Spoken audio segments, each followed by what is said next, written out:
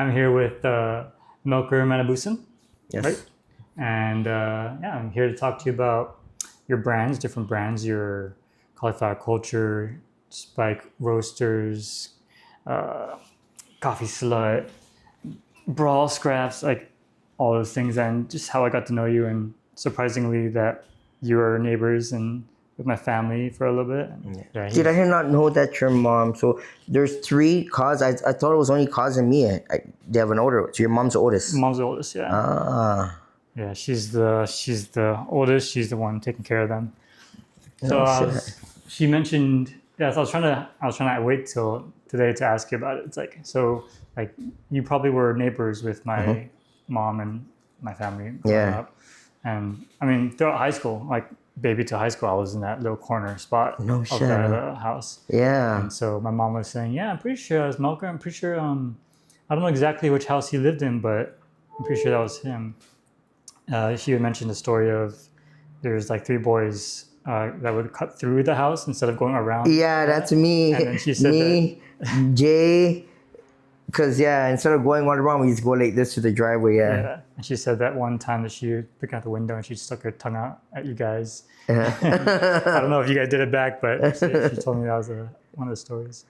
Oh, that's funny. And I think I was stuck somewhere in the house, or maybe I was in the house and she was out of the house. Maybe she needed help and she went to one of the neighbors, and I don't know if she went to you or someone that helped her, but I guess I was a baby and I was stuck somewhere. Oh, no shit. Yeah. Were you like, so this is like the corner, right? There's the road going, and then there's like the road going. The four-way? So which one are you okay. Are you like? So if you come out of your driveway and the four-ways to the left, because you got two driveways, right? You got your in and your out, right? So let's just say you're at, you're at the four-way and your house is, I'll go this way, your house is in front of you.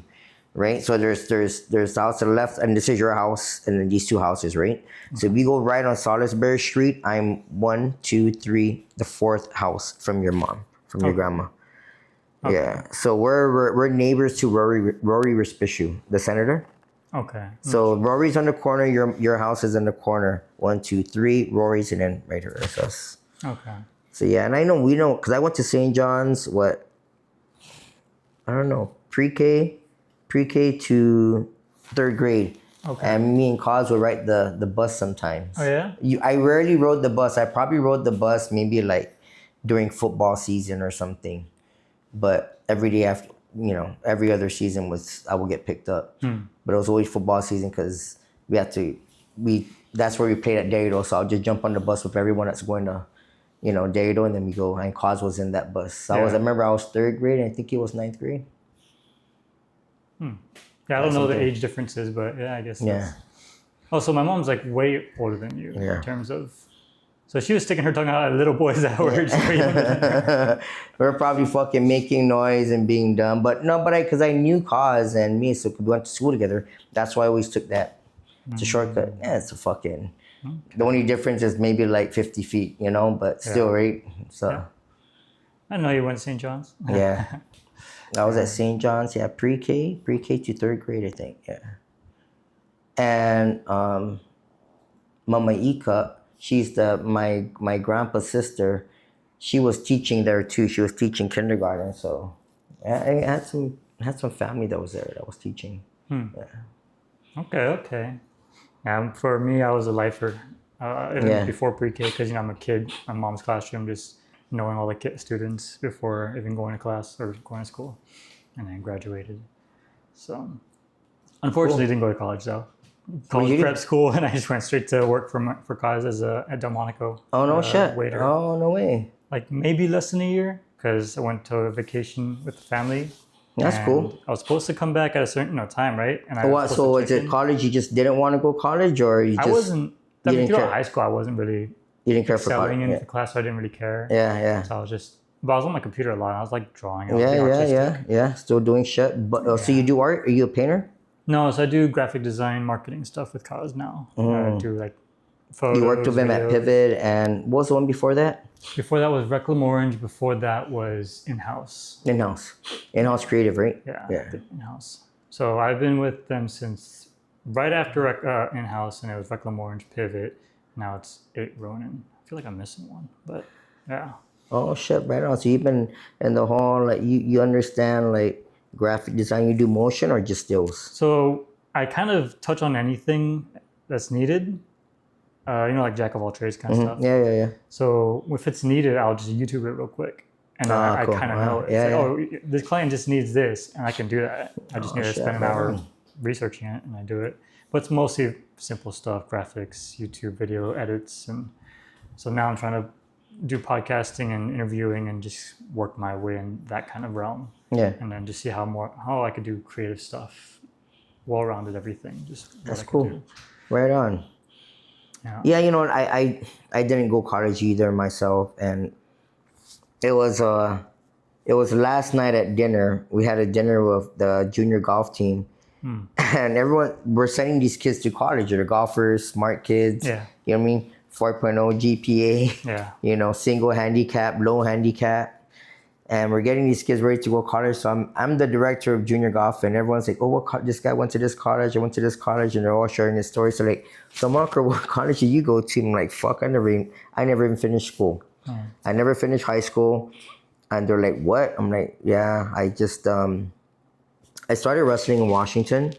And when I came back, so I was at JFK, and then when I went to Washington State, I wrestled. When I came back to wrestle for JFK, that's when I realized that our American school system, our Guam school system is just so fucking jacked, bro. Yeah. It was, bro, in JFK, there was no toilet tissue, right? People, you can get ice, cocaine, weed, fucking acid in the restroom, and cigarettes. It was fucking nasty, bro. Yeah.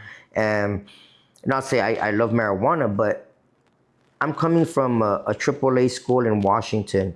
You know what I mean? This is where Zach Banner went to college, went to high school. He's one guy that plays in the NFL. He just retired.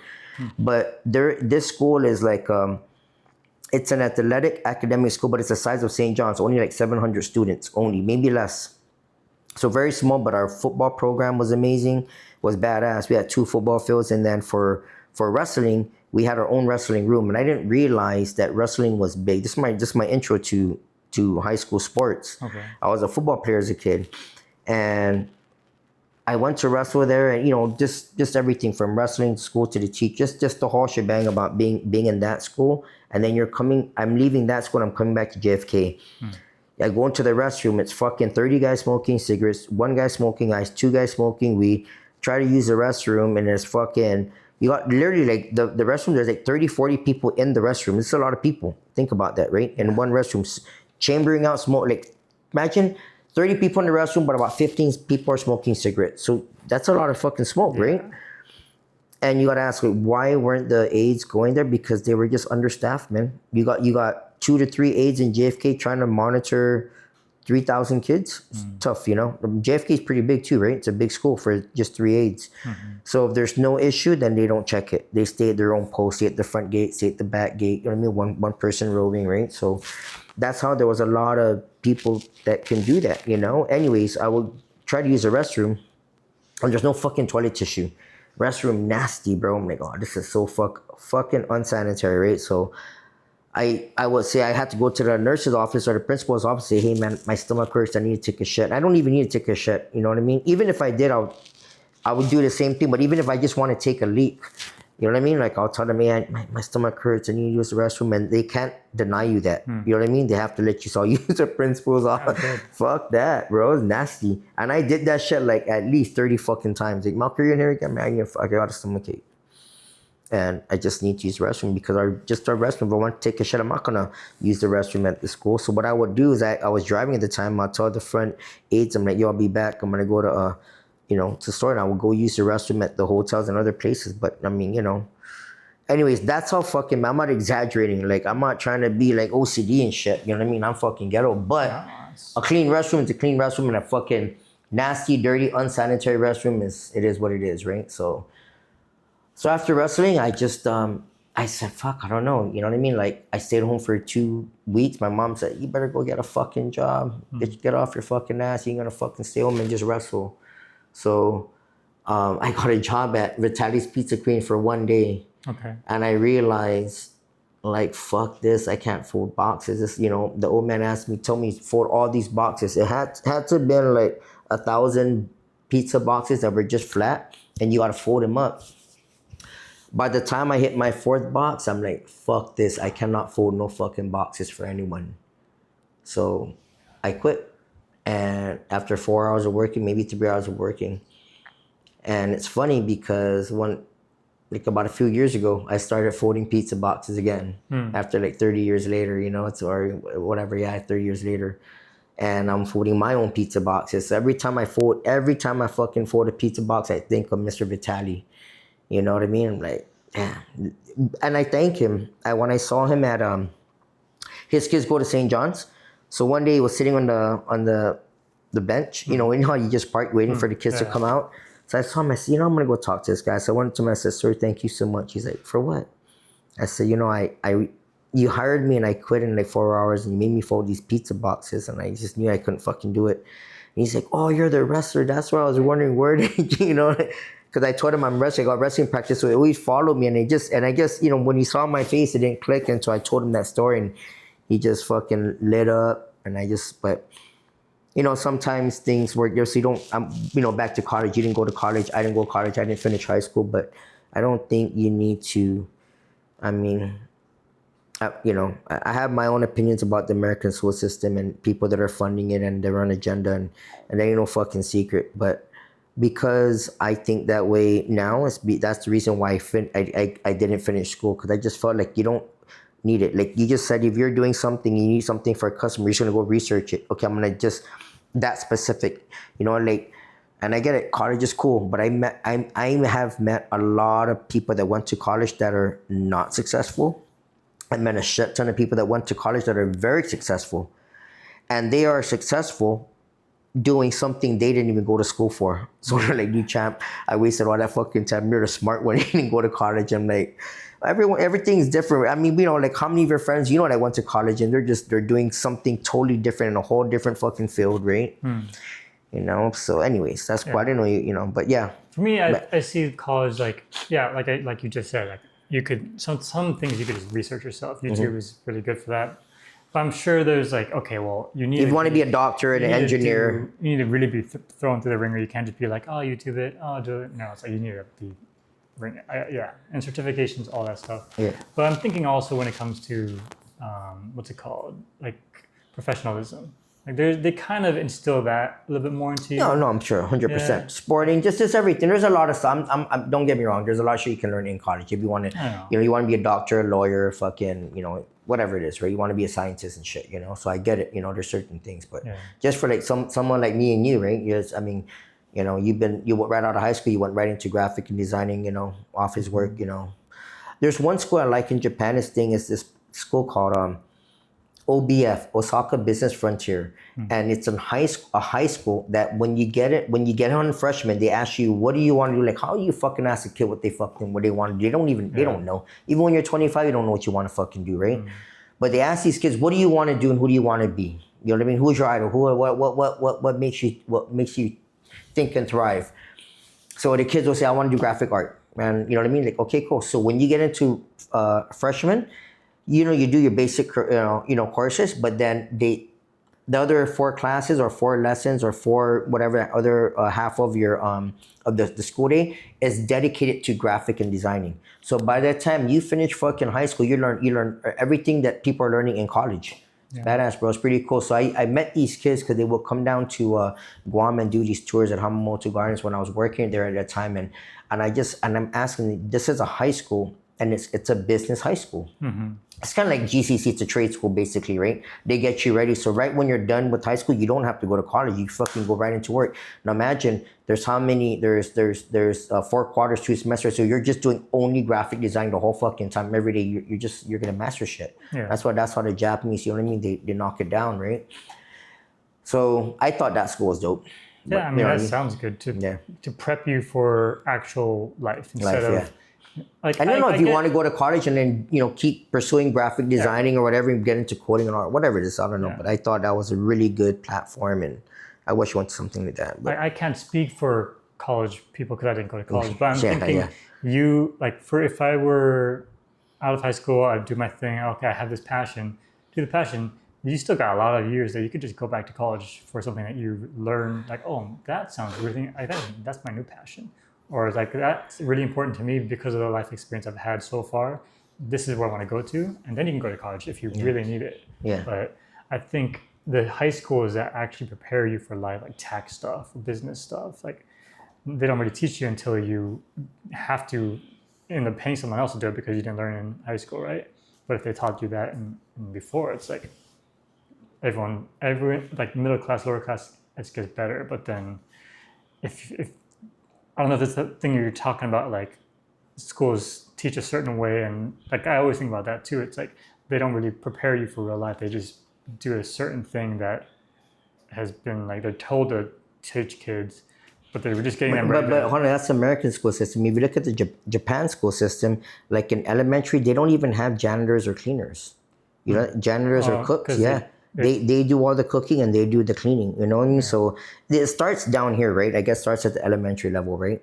So I mean, it depends on if you're prepping the kid at an elementary level, by the time they hit high school, I mean, who knows, right? But anyways, back to college. Yeah. I don't know. Who are we? We can't talk about college. We've never been to college, right? But I'm just talking about the people that went to college. Like, fuck, I didn't need that. Waste of time, waste of money. Yeah, that's the one thing. Because even right out of high school, and I was working at Delmonico as a waiter, the friends that came back from college is like, man, you're like way richer than I am already. It's like, well, I guess. I didn't really think about it. I just thought, oh, yeah. I'm sure some of my friends now are making more money than I am because they actually went through the ringer and they did everything. Yeah. But, it's just different kind of life. It's a different kind of passions. Yeah. I mean, one of the reasons why I'm doing this is because I don't know where my actual passion is. Like I do graphic design because I just started from. That's your bread and butter, right? That's what makes the money. It's just what I got into because he got me the job and then I just did what I was told. So now it's like, well, I like graphics. I like design. I always liked art stuff. So whether I stick with graphic design and marketing my whole life or I pivot to something else is for me to decide. But doing like a podcast with people, talking to people that I think are interesting or I want to learn something from them, that's like I'm trying to learn, okay, am I going to get something out of this to enhance what I think is where I want to go in my life or just learn something new and then it's just interesting and then I could apply it to something else. And so I think other people might be interested in this too. So we'll record it. It's regular conversations, and then if people learn something from it or inspire them to get into something, then that's great. Because I'm trying to do the same thing. It's because seeing you and all your businesses, I don't know exactly everything you do, but from what I see and my memory of what you do is the cauliflower culture, coffee roaster. Is that separate from a Coffee Slut? Mm-hmm. Spike? Is Spike something different too? So Spike Coffee Roasters is the name of our roasting company. Yeah. Okay. Is that from like your dog that you have? Yeah. I assumed. Yeah. This is my dog right here. Yeah. That's him in there. That's Spike. It's a famous dog, man. Like I got this dog from my partner Eli, and I mean, man, he has like over like 30 some tattoos. I don't even have a tattoo, but a lot of I think like 33 or 36 tattoos. He had a couple gyms around the world. A lot of magazines, a lot of commercials, and so it's a cool dog. He was in the dog was in it with him or with the person, with your friend? Just all kinds. Okay. You know what I mean? Like he was always up at Hamamoto Gardens, and like people would actually send him presents. Like he gets fucking Christmas presents. A dog. This is it's very cool, unique dog, and he built a lot of the things that I have. You know what I mean? So I'm a brander myself. I like to brand. I like to do things different, and I like to do things that no one's doing or no one has done. So, for example, Spike Coffee Roaster, you can see those cans up there. That is, we are the world's first, we are Guam's first company to do everything from seed to sip. So you're gonna see outside, I got some coffee trees. That's a 1938 Colombian strain that my grandpa had. 1938. your fucking sperm wasn't even thought of. You know what I mean? So that's the small one right here. I always chop it down to just keep letting new branches grow. But that's an original from 1938, and then we had that at my my ranch. So I brought it here. So there's actually two cameras that are watching that. You know what I mean? Like just for me, I can just see who's watering it and who's fucking. You know what I mean? And especially when it starts to have beans, I don't want anyone to take that. You know what I mean? Because that's my strain, and I want to turn this whole 1 acre into just that particular strain. It's just so I don't want any other. It's not that I don't like other coffee, but I want this farm to only be that strain, which I'm calling it the Saint Nick. That's my grandpa Saint Nicholas. So I'm gonna just, it's a great name. Yes, huh? I said it's a great name. Yeah, Saint Nick. So, so that's what Spike caught. So we do everything from seed all the way to sip, the whole entire 14 process. We grow it, wash it, grind it, do all this shit, roast it, and package it, bag it, deliver it, serve, grind it, serve it, right? So,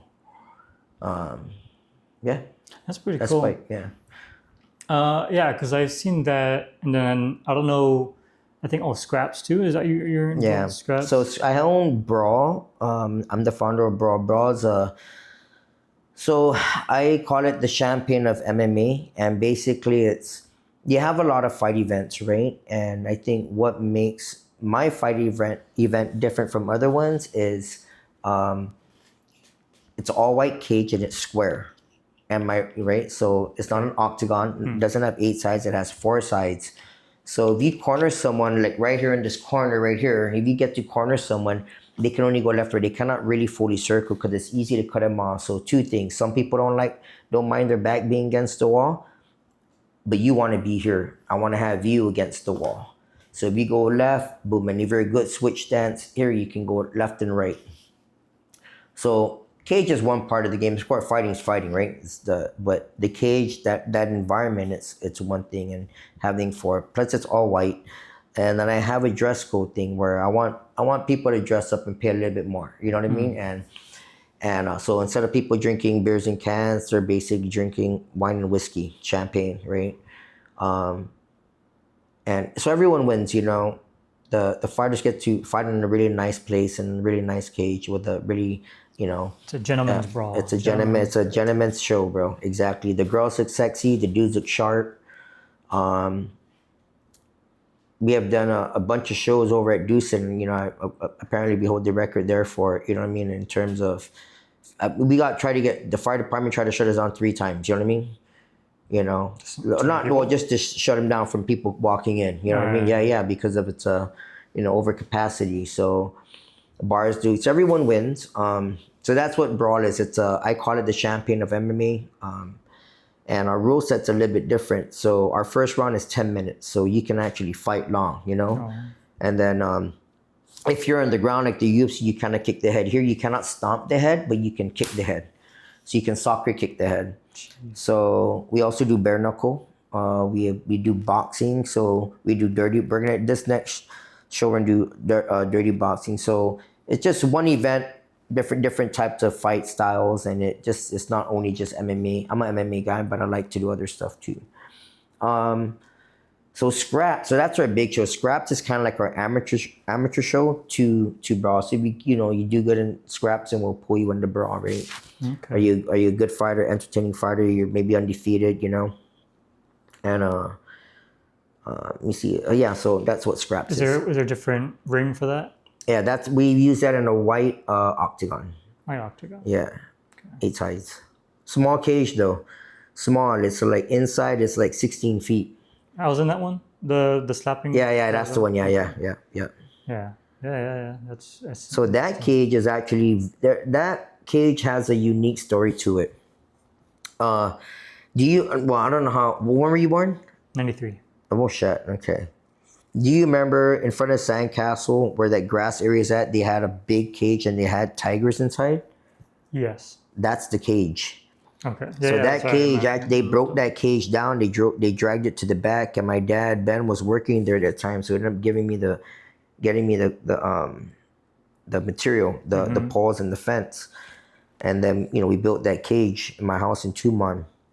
So, for a long time when that cage was actually holding real tigers inside, at one time now it's holding a different type of lions, so a lot of activity. That cage is even a lot more special than the Brawl because there's all your major fight events, whether it's UFC, Pride, K1, Strike Force, Bellator, right? All those events, you understand the major. I don't know every single one, but UFC, right? You understand? Yeah, So UFC, imagine, so all in the world, there's all these big events at the same level of the UFC, Pride, K1, they're out of Japan, right? Bellator, Strike Force, ONE FC. All their champions have trained or fought in that cage. Yeah, it's pretty cool. That's pretty cool. Yeah. And we're way out here in Guam, right? So you look at it like we're like a true fighting island. The world has one time or another come to Guam. Someone, one of the best have come to Guam to train or fight in that cage. One time or another. Nice. That's pretty cool. Yeah.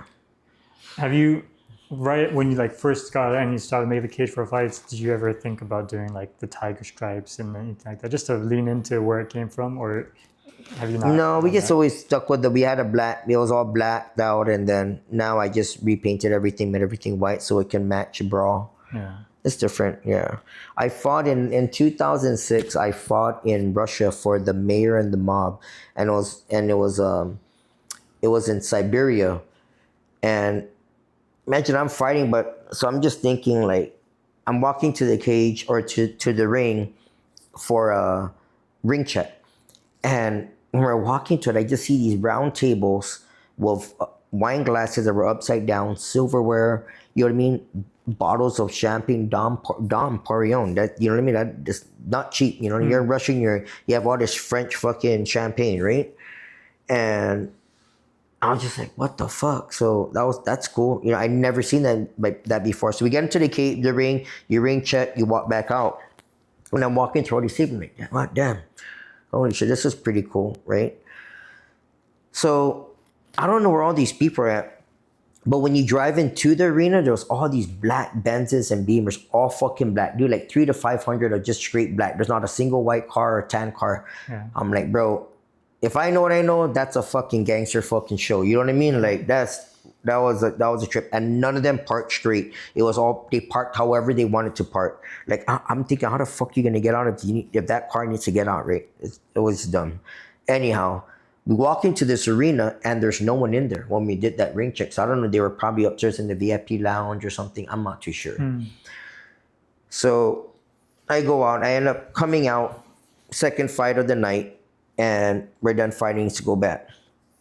My cheekbone, my jaw's broke and everything, and I went out to watch my friend fight. So when I went out to the ringside, I heard these mafia guys were like, boxer, come here. They're yelling at me. I'm like, what the fuck? They're like, come, sit.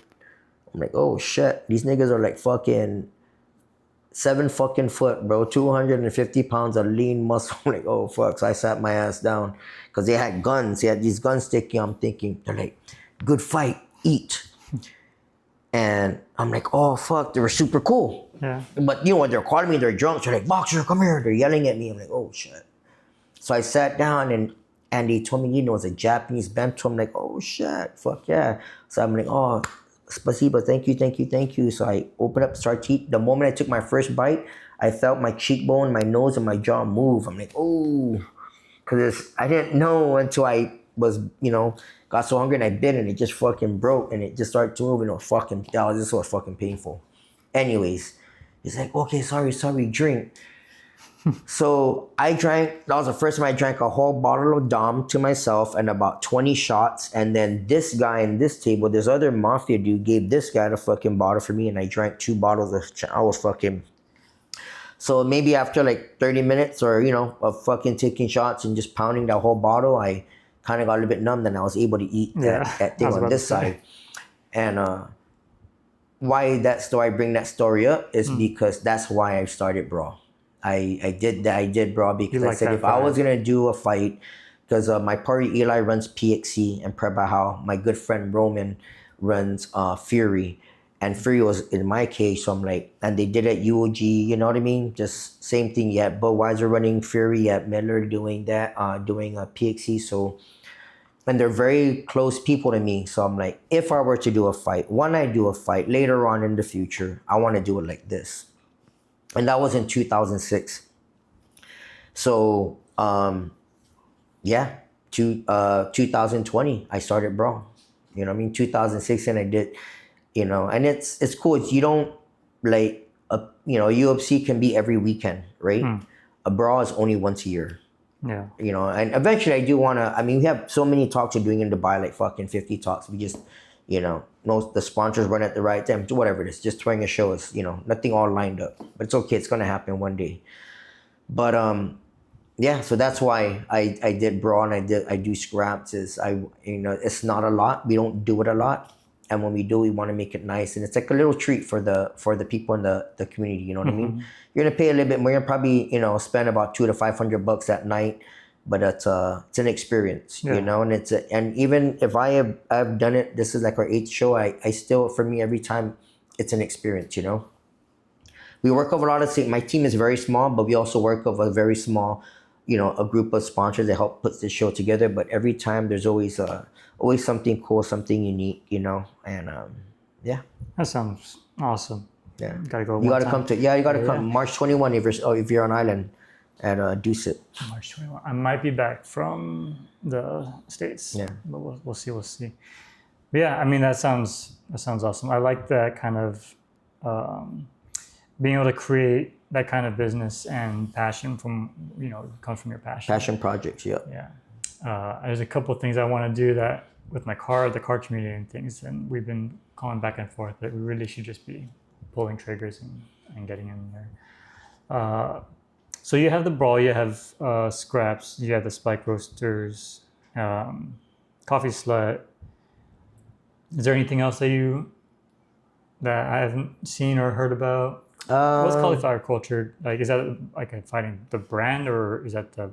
Yeah. So cauliflower culture, the era, right? It's it gets broken. Your cartilage ends up cracking or breaking during wrestling or grappling or getting punched or kicked. And culture is the Guam culture, the Russian culture. So one thing, I had my bear broke in 1993, so I had collies for a long time. And so imagine for since 93, for 20 years, for example, right? Like every time you see someone with collies, we always have this, it's like a mutual respect. Like, okay, I don't know what you do. I don't know where you're from, but to get broken ears like that, what do you do? So the story is, what's your story? Like, I have often asked, what you do? What's your story? What you boxer, wrestler, and then and then we always talk to that. Oh, judo, whatever, wrestling, boxing. Oh, cool, grappling, fighting, and it's always that nod, that bow, and I noticed that I used to travel a lot, or I still travel a lot, but I was always in ports, airports. You know what I mean? You run into people, and it was just that. What do you do? What's your story? And it's been asked to me 100 times from fucking 100 different people in 100 different places, not Guam. Yeah. You know what I'm trying to say? Yeah. So imagine that. You know what I mean? And out of that 100, 50 was at malls and 25 at airports, another 25 at a fucking gas station or some shit. You know what I mean? Is it like people that are into that kind of thing, or is it just curious on what will happen? I would assume it's people that are interested, that they know what that is. Both. Yeah, right. Both. You know what I mean? And if you're not you don't understand college, you won't people just look at you and whatever, but it's only when you're into it. This was just 20, 30 years ago. So, so that's my slogan for my brand, Cauli. So I always thought of cauliflower culture as it's when you're in Russia, there's the Russian culture, Japan, the Japanese culture, everything about how you take off your shoes, how do you hold the chopstick, you know what I mean? Just the whole, just everything, right? Right. Korea has their own different type of culture. The Iranians, a whole different type, you know what I mean? Guam style, Puerto Rican style, Cuban style, right? American style. So everyone has whether just I met a lot of amazing people in doing this, since 1993. A lot of amazing people, a lot that I still talk to and see now. And I just saw my coach a couple months ago, and he even cried. We spent a whole day together, so it's pretty cool. You meet all these people, and we're grown ass men, and we're still crying, and we're just based on happy tears and good memories, right? But in this fighting culture, whether it's wrestling or grappling, I have heard the most amazing fucking stories that you can fucking imagine, bro. These people have been at war since they were babies.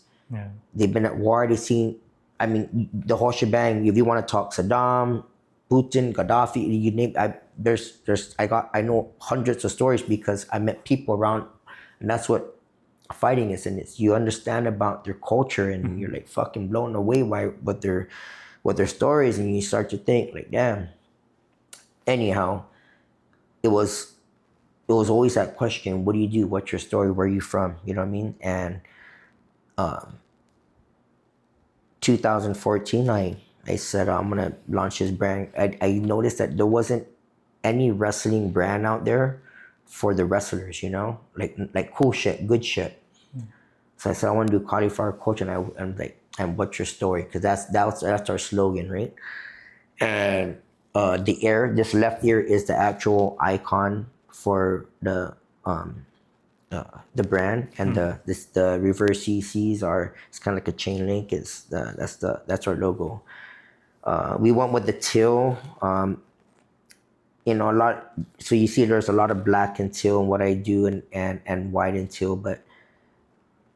So my gym, I'm going to go back now. My gym is called Spike 22. Where I got the 22 from was I was a running back for House Angels football. That's why your mom used to see me walk through her house playing football. And I was running back I played football for 7 years. I was running back for 6 years, and my number was 22 for 6 years. So I've always liked the number 22s. I'm into numerology. I love things in twos. You know what I mean? Double deuce, cauliflower culture, 22. Yeah. You know what I mean? So I like to brand. I like to think of, for the future and shit, right? So that's what Spike 22 is. Spike 22 came from football. The football team was House Angels. Our color was black and teal. Yeah. It was white and teal, and it was black and teal. So there was always a sky blue, a teal in that the whole time. Okay. You know what I mean? So that's my colorway. That's always been my colorway. It's not like, how like some people they're like Raider fans, which is black and silver. They're, Seattle fans, green and lime green and blue, right? Yeah. Like I'm one of those dudes that I'm weird like that. I'm just loyal to the soil, you know what I mean? And I was always a football player, and my first major team sport was football, and that was our color, white and teal and black and teal. So that's my color now. That's still my colorway. You know what I mean? And I learned, football taught me a lot, and just a lot of things. So that's just, when I think of 22, think of Angels. You know what I mean? House Roman. When you see black and teal, white and teal, it's still Angels. You know what I mean? They say eagles fly high, but angels fly higher. You know what I mean? So we've always been at top. We've always been champions. Only 1 year we were tied with the Eagles, but all my life I grew up as a champ. I don't know, and just I like winning, and I hate fucking losing. No one likes to lose, right? But so that's where CC came from, was what's your story, and that's my colorway. That's my logo. That's my slogan, and so it was pretty cool. We launched with the UFC, and COVID came. I took a break, and I just my daughter and my son really love. They didn't, now that they're older, they realize all the shit I've done with cauliflower culture. And like, fuck, daddy, you gotta fucking do that again. Bring it back. Get off your ass. Stop fucking around. I said, okay. So in 1 year, I was able to buy my partner back. He wanted quite a decent amount. He wanted like $436,000 for his shares, and ended up buying it for $30,000. So that was a blessing. It saved me a lot of money. And then last year in October, we launched it in Dubai, and we're hopefully I'm here to stay and keep going, one day at a time. You were there last month? No, this month. Earlier. Where? Dubai. No. October 24th, it was our launch. So every October, we'll be doing a pop-up in Dubai from now on. We're gonna kind of make it like our thing, like our annual thing, you know. Yeah. That's nice. Dang. That's I like the lore of the brands and different brands and different stories. Yeah, all stories. Everything I do is all stories. I'm not a wannabe. You've always been creative? You've always been like thought provoking? I think so. As a kid, my parents, we don't come from money. We weren't rich. We weren't but broke poor, but we weren't rich. But I don't know, my dad always figured out how to make me travel, and I've learned a lot. I think that was my best thing I've ever done, was just traveling. Like, I traveled a shit ton, you know what I mean? Yeah. By the time I was 17, I've been to 23 countries, 300 cities, and about 4 war zones. Or 4 war zones, legit war zones. And I was very blessed to do all of that, you know what I mean, at a very young age. So that's what kind of, I think, made me think different. And now I say it, but when I was 17, I didn't want to, because a lot of my family and my close friends never got on a plane, you know what I mean? You know what I'm trying to say? So I already been on a plane like fucking more than 100 times, you know what I mean? More than 200 times, you know what I mean? And how do I say that to them? You know what I mean? Like, a lot of my close friends know, you know what I mean? But yeah, so that's why now the reason why I talk a lot about it now is because, you know, as a kid, like, you know, going through all these places, and it was my brother's wife that told me, Melchor, you got to start like marking your shit down and where you go, because you're going to forget. And she's so fucking right. I forgot. So I have my daughter got me this app called Bin, and I put down, I've been to 41 countries. And then when we met my sister-in-law, Judy, she started to tell me all these other places that I've been. I'm like, oh, fuck yeah, here's the picture. So I keep adding it. So now I've been to 47 countries, but like a lot of them were like hundreds of times, you know, like Japan is over 500 times, right? And you know, now I didn't do the cities, because that's gonna take fucking forever, and I don't have the time for that. But you know, I think if I were to do it, not for me, more for my kids or my grandkids, so they can understand, you know what I mean? Like, but yeah, traveling's the best. So I don't know. Yeah. So you asked me, was I a creative guy? And I've always been. I just think because I'm well traveled, I see things differently. You know what I mean? And that's what keeps my. I like to be creative, and then also Guam would always be my home. It's my home, so I want to do shit here on my island, but I don't want to do what my family and friends are doing. You know what I'm trying to say? So even if I'm in a coffee shop, I became a roaster first, and then now I'm in the coffee shop business. We are the world's first. Coffee Slut is the world's first nitro coffee bar. We didn't open up a espresso machine, pour overs, fucking siphons, none of that shit. We just went straight up cold brew and tap, and no one did that in the world. You know what I mean? Everyone was a coffee shop. We came out as a coffee bar. Louder music, and you can come in at 9 a.m. and take a shot of a big key, mix it with fucking cold brew, with some geisha or some Kenya, and people are like, what the fuck, you can't do that? I'm like, fuck you, motherfucker, we're doing it. And when they tried it, they loved it. Yeah. But before they tried, they were talking shit, just like how everyone does, you know. But so I wanted to always do things different, and well, it's also that competitive nature, I think, that helps fuel that. It sounds like. Maybe not competitive, because you see the things I'm trying to do, I'm trying not to compete. Like the stuff I do here in Guam, I don't want to compete with my family or friends. But then again, you know, competing for the same dollar with other coffee shops, right? So I don't know if it's a competitive nature. I just think it's more of my work ethic. You know, I'm a wrestler, and I don't know if it's a ego thing or I want to say that, but I think wrestlers, we always have this. It's always to, once the whistle blows, drive, go, push. Right. Fuck you and you're tired. Who gives a fuck? See, you know what I mean? Like, rest later. So I think that was the thing with being. Well, not just competitive with other people, like yourself, and like not wanting to lose also to yourself. 100, right. And that, or I just, that can be it too. Yeah, I hate fucking losing, but I lost a shit ton, you know what I mean? But now, when I was younger, I was like, fuck, I hate losing. But now that I'm older, I look back and like, those are great lessons, you know? Yeah. What I learned from that, you know? But at the time, you know, you're young, you're pumped, you're mad, but you can get over that really quick. and you learn how to adjust, and then you can learn from it. So that's one thing I like about golf. My daughter's a golfer, and I learn a lot from her. She travels a lot playing golf all over the world. 7 seconds, bro. You got 7 to 9 seconds to get mad. And don't make it go like past it. I think it's 11 or 10-second rule. When you hit the ball and you fuck up, you're like, fuck, motherfucking bitch, and you whack your club, whatever. But you got 10 seconds. Because as you walk to your next shot, you gotta figure out that's done already. You fucked up. You gotta go and assess this ball, address it, look at where you gotta hit it, you gotta check the wind, you gotta look at the obstacles. Is there water, no water, sand, no sand? Yeah. You know what I mean? So your mind is going so much, constantly changing when you're playing golf, you know, and when you're playing golf, getting stoned and drunk, that's one part. You're just there to fucking look good and have fun. But when you're playing with national team members, and like, I notice because I'm always with my daughter, like, fuck, you're constantly calculating the whole fucking time. Plus you gotta walk fucking 18 holes, you know what I mean? Yeah. So you know it's but it's yeah. It's a great thing. So I think sports, and it's maybe that competitive drive, I guess, going back to your question, you know, why do I, you know, do that? Yeah.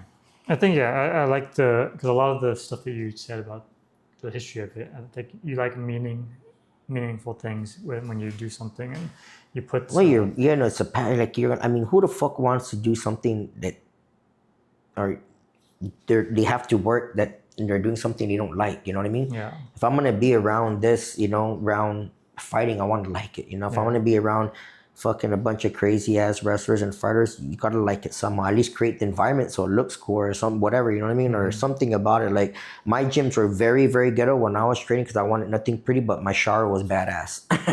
Because some people ask, like, what's the best thing when you're done training? Like, fuck the shower. You don't have this big tub, and you don't have to use this. You just scoop. It's a Thai style, you know, and a lot of famous fighters, they come to the gym, they loved it because it's outdoor and it's so fucking raw and ghetto.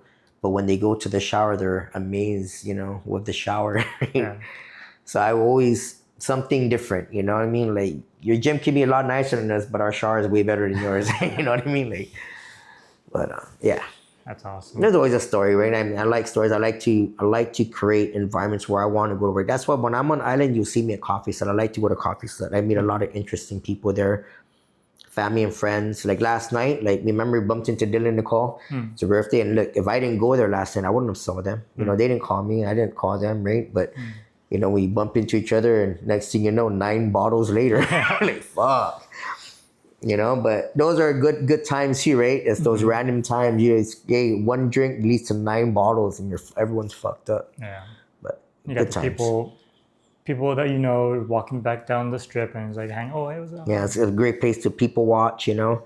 Yeah. So I like to create, even like my roast rooms. I make it nice and it's very artsy, and because when I'm gonna be in the roast room, you're roasting around heat for fucking 4 or 5 hours. Like, I want it to be cool. Yeah. So that's awesome. Yeah. I think what was it? I think when I first met you, it was at an event at Zoe, and there's a DJ named Kess. Do you remember this? Like a white guy with like somewhat bald. His name is Kess. I still like have him on Spotify though. I don't know if I have him on Instagram either, but it was an event. We're there, and then I met you for the first time there, I think, because you introduced yourself. I introduced myself. I was in like a VIP area that I had no business being, but I know Crook, so like Crook was, introduced me or get me into these places. So I heard that you own Coffee Slut, and then the next time I saw you was probably at another like event that had yuppie stuff, and then eventually you talking about Slap Fest, Slap House. Okay. And then he's like trying to get me to, work with him. And then last minute he gets me to be the referee. I'm like, fine. So I'm like YouTubing referee, YouTubing all the no shut up and stuff like that. That my lunch was me watching you do those. No way. That's cool. That's some cool shit. Yeah. Okay. Slaps is fun though, Yeah. And that's hopefully we can find a bout for Slaps this show at Scraps. It's a good Yeah, it's a good. I think it's a good variety. Intermission. It's a great intermission show. Yeah. I told him like he really should have done something more with because his shop was called Coliseum before. And now it's Crook. I love you remember that shop? Yeah. I always tell him. I said, bro, that was the nicest boutique on Guam, bro. Right? Yeah. And I don't know why he changed it. And he did that shit long time. 15 years ago or some shit, right?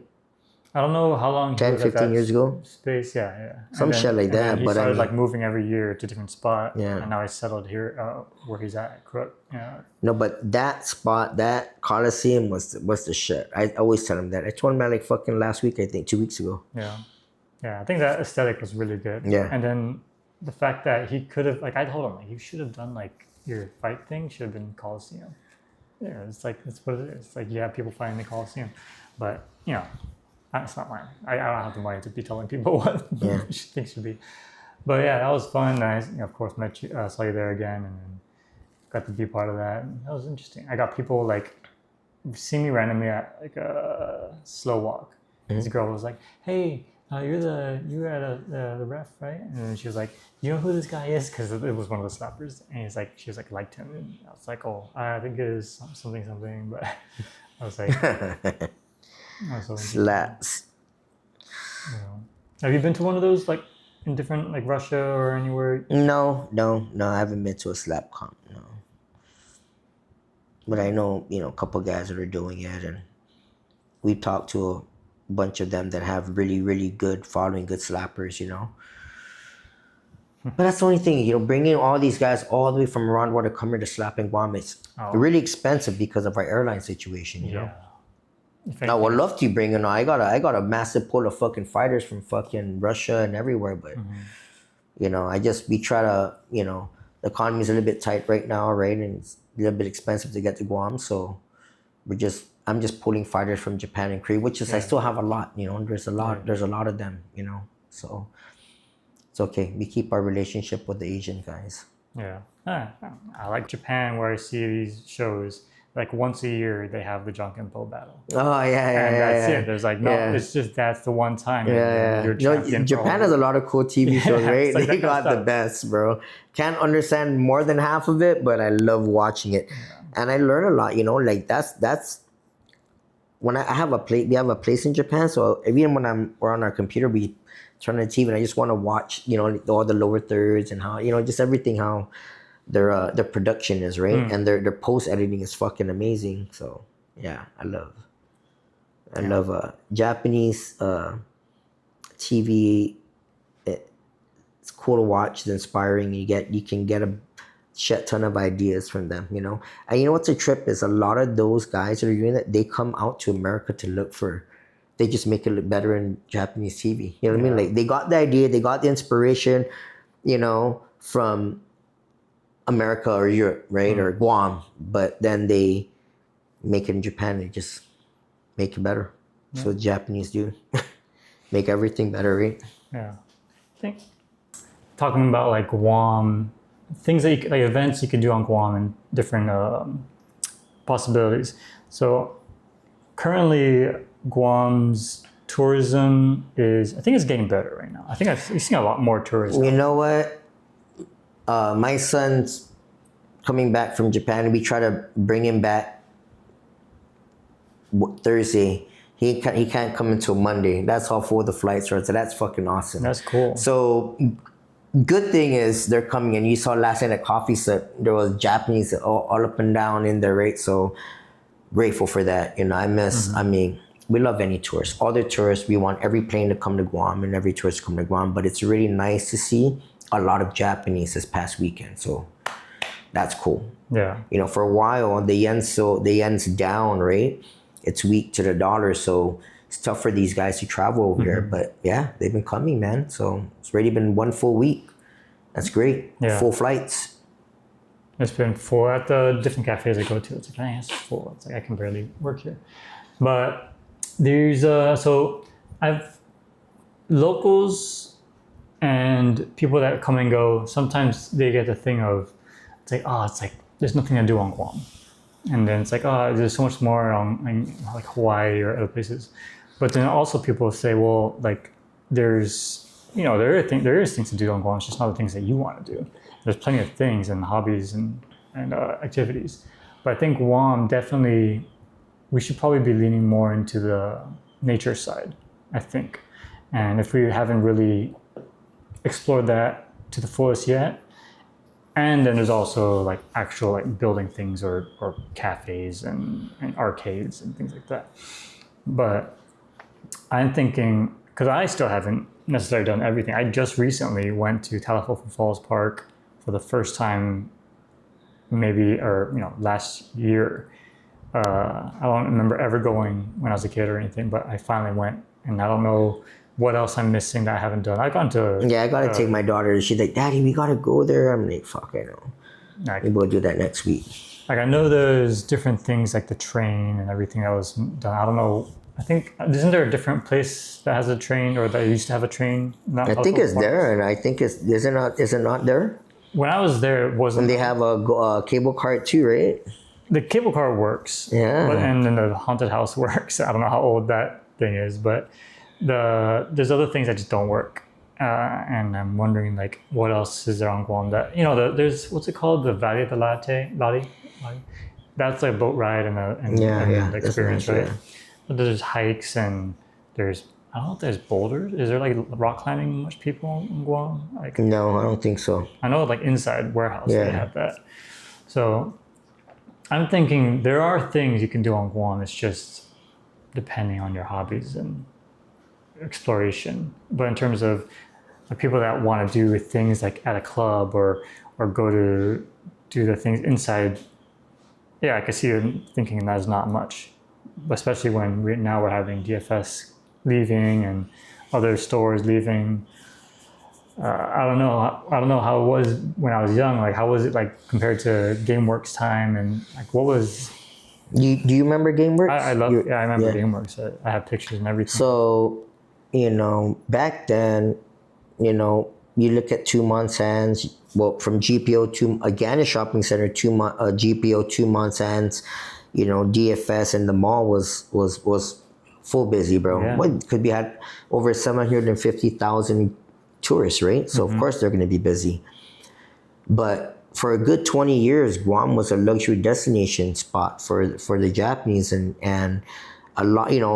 There are some things that will be released in Guam that they're not releasing in Japan or Korea. So they would, so it's kind of like an incentive too for them to come to Guam and shop because and do whatever. But that time the yen was good, and I remember because I lived in Tumon for over 20 years, and I can remember clearly, bro. 500 to 1,000 people walking on each side of the road, right? It's a lot of people. Yeah. And it's like every other 5th, 10th person has a luxury bag.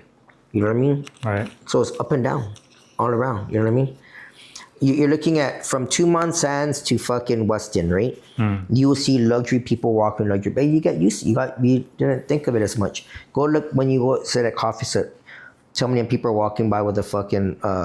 They're not coming here to shop anymore. So the game has changed, and it's been like that for a while already. Especially with online sales and Amazon killing it, right? So.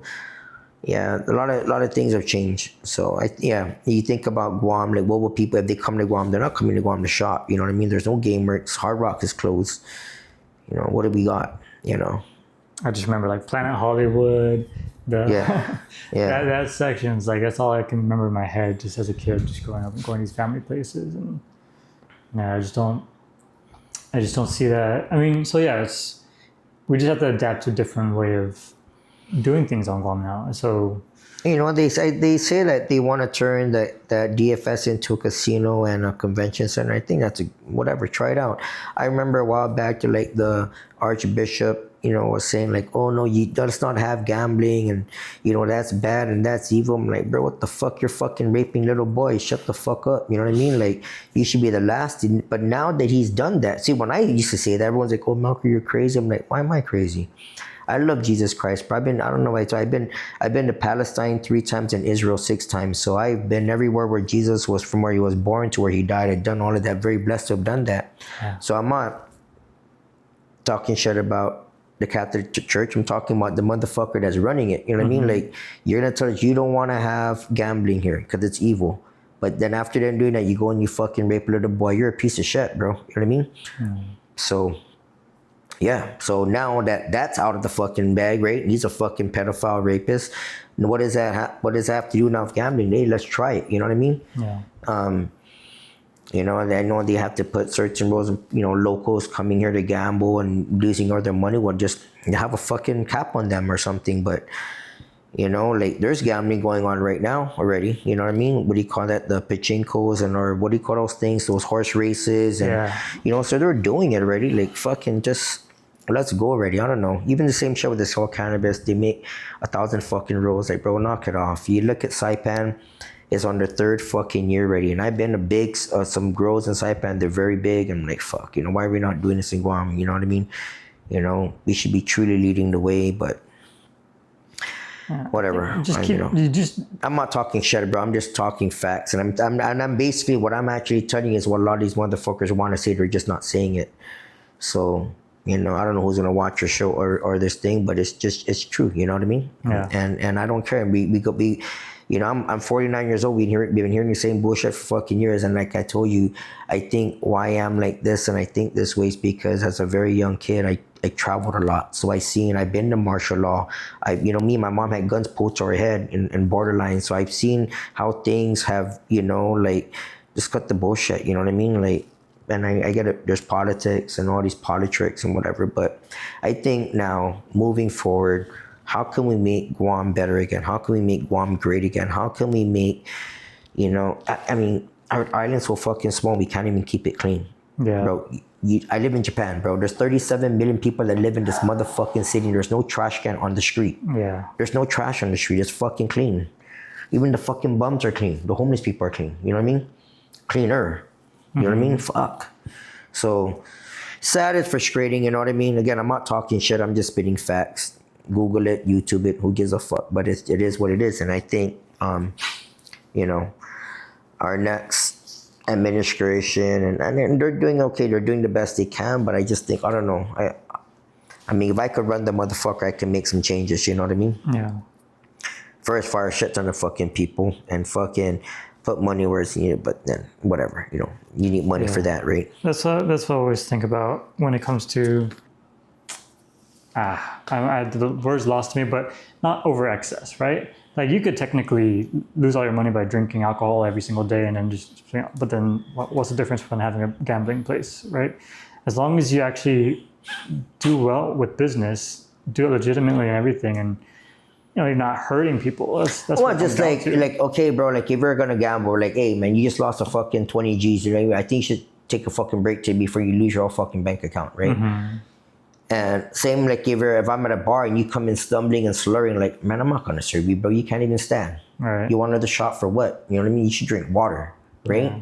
So, yeah, just discipline and guidance and guidelines but I mean, again, it doesn't matter. It's just taking so fucking long. They should just do. I was just in Saipan last month and. Of course, the big casino closed, but there's still gambling going on. When you drive by, you see 5 cars in the parking lot. It's not a lot of people gambling. Probably just workers. Yeah.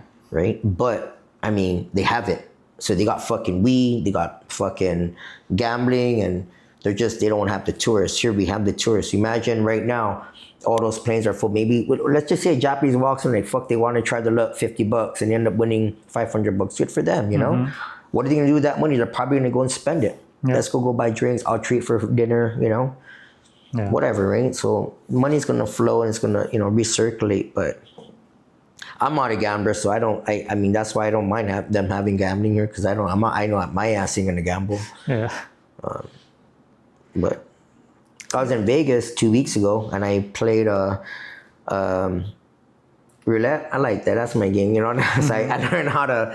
After a while, I was waiting on. I was just fucking around, and it was just comedy. We had some friends from Vegas, and everyone else there, and we just had a good time. So even at that. My friend Shannon, she gave me $100. She's like, no, it's just good luck, just try. I'm like, okay, but it's not my style. But anyways, you end up playing for a whole hour, having fun, laughing, cracking jokes. So, so it's $100. Mm-hmm. You can spend the same $100 eating fucking, dinner, right? Mm-hmm. Drinking beer, same shit, right? So that money wasn't gonna go, but if there was anything that good that came out of that $100, we got free drinks from the bar. You know what I mean? And so we pretty much got free drinks, and we had a shit ton of laughter. You know what I mean? So it was fun. It was cool. Yeah, I think it just comes down to just doing it safely and there's keep it healthy for everybody. Like, you don't want to. I don't think businesses are trying to ruin people, right? You're not trying to make them bankrupt, but just give them a good time. And the whole thing with the government, it's like, yeah, all the things can change and you can make things look nicer, and then but it all comes down to, like, I don't know. I haven't gone too much into the policies and hearing different people what they have to say, but or if, like, how everyone says, like, governments are corrupt and people are getting paid certain ways, or they hire their own family members or something. So it's like I want to get to know more of that thing, like talking to different people. And I have some people I want to talk to about that too, that want to talk about that in the podcast. But that's what I really see. It's like, I want it to go to Guam to really make it nice and beautiful and make it better. And, like, I don't know how much of that is actually being done, or how hard is it to do it? Like, is it actually hard, or is it just not being done correctly on purpose? And that's what I want to find out. Yeah. But again, like, what else can you do on Guam? That was the whole point, was like, tourists aren't coming here to buy special one-off items on, maybe they are, or maybe there are some on Guam, but yeah, it's like really lean into our things they can do naturally.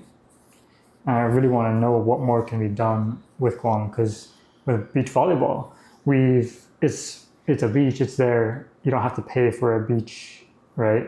And then the guys, they put up their own money to put up poles and nets, and now it's like a legitimate thing the high schools are using for beach volleyball seasons.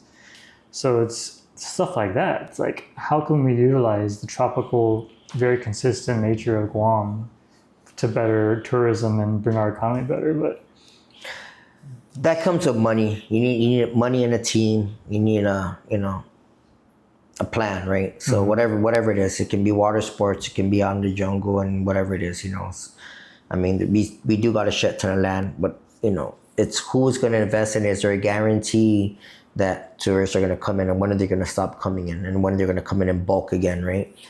And if you have outdoor shit, like, we always got to work with the elements. Either it's too hot or there's typhoon. You know what I mean? So your shit better be strong, or it better be collapsible, or it's gonna be a waste of investment, right?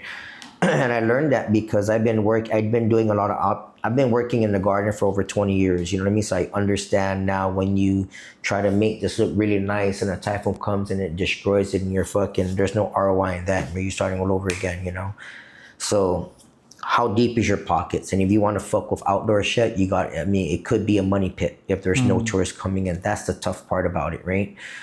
There's no guarantees. I think what might be cool if GVB or someone wants to invest into Tumon, like, there's these cool things in Dubai, and like, they build like these water parks in the ocean.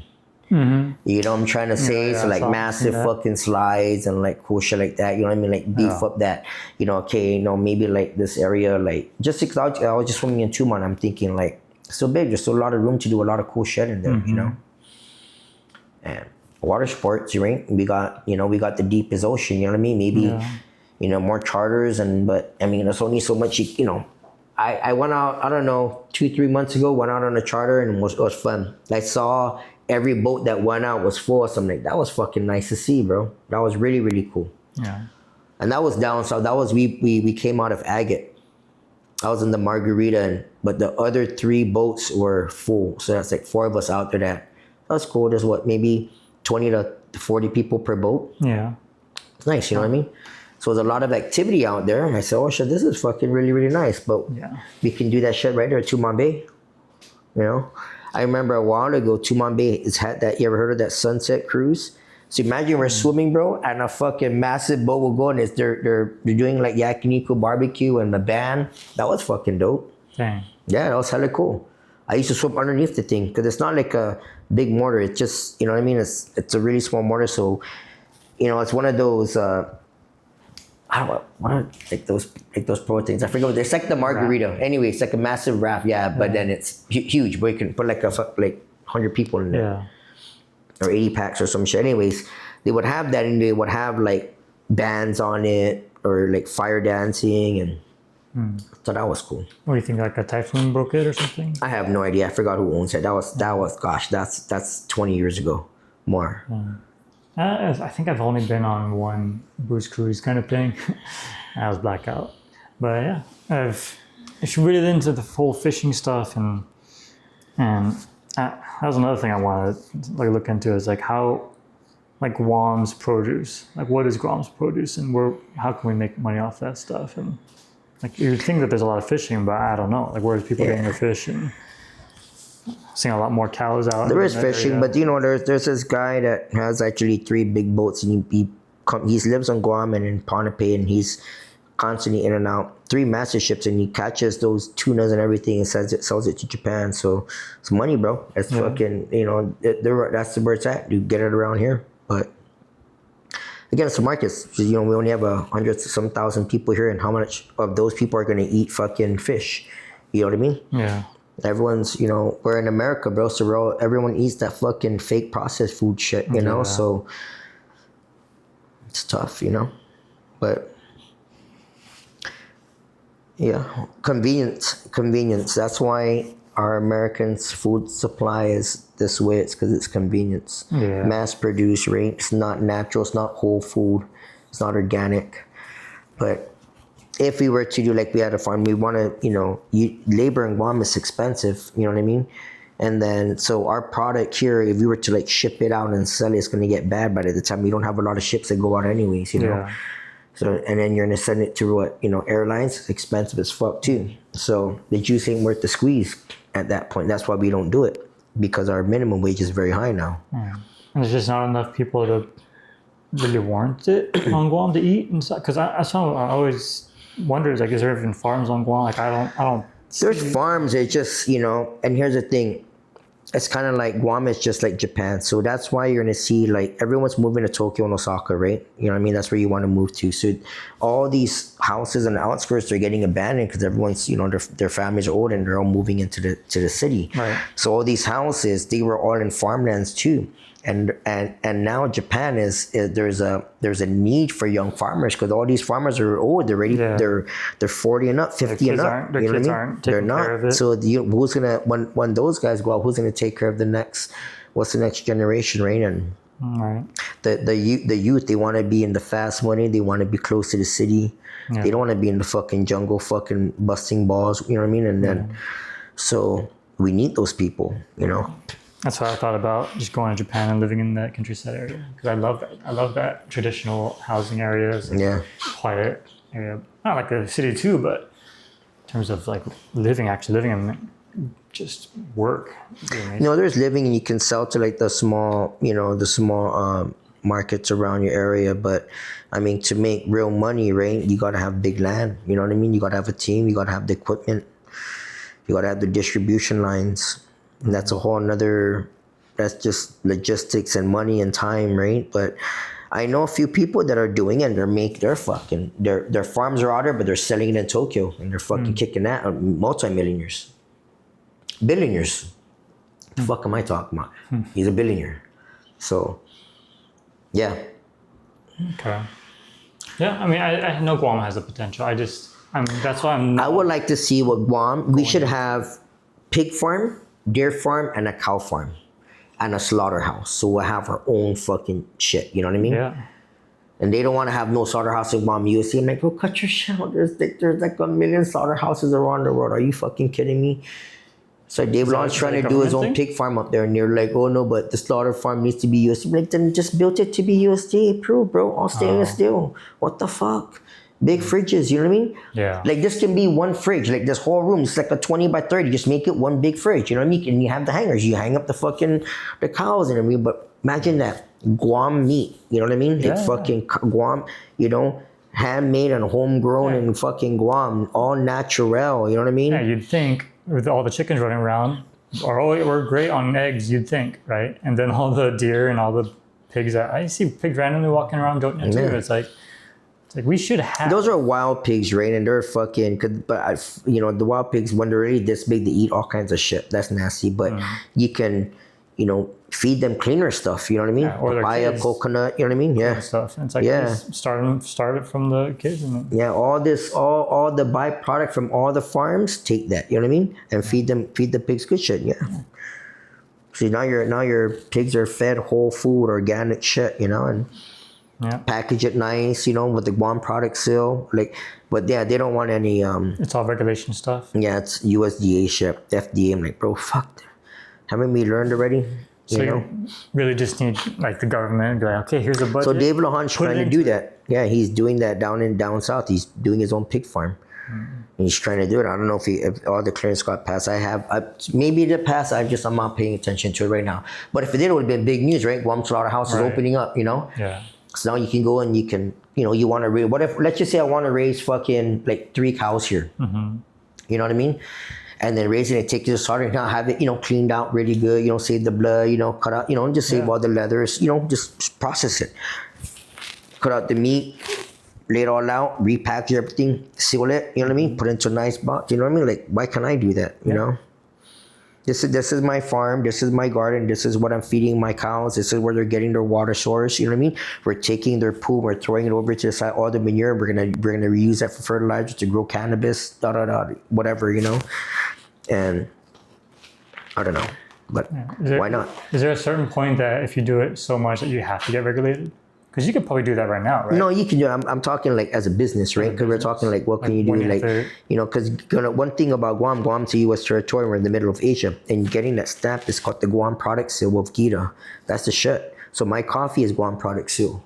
Mm-hmm. You want to have Guam Product Seal. It's cool. Because now now the government of Guam is backing you saying, Melchor's farm, Melchor's coffee, Melchor's pork, Melchor's deer is made in Guam, not China. Right. Not, you know what I mean? Not Peru. It's more legitimacy. It's like gives it more like, that's a certificate of approval, bro. Fucking A. That's the shit, bro. Yeah. So why not? Again, I guess, we got to go to board. We got to do this meeting. I'm like, man, I think, it's kind of, that's what disappoints me. Motherfucker, we in 2026, bro. You know what I mean? Like, iPad, bro.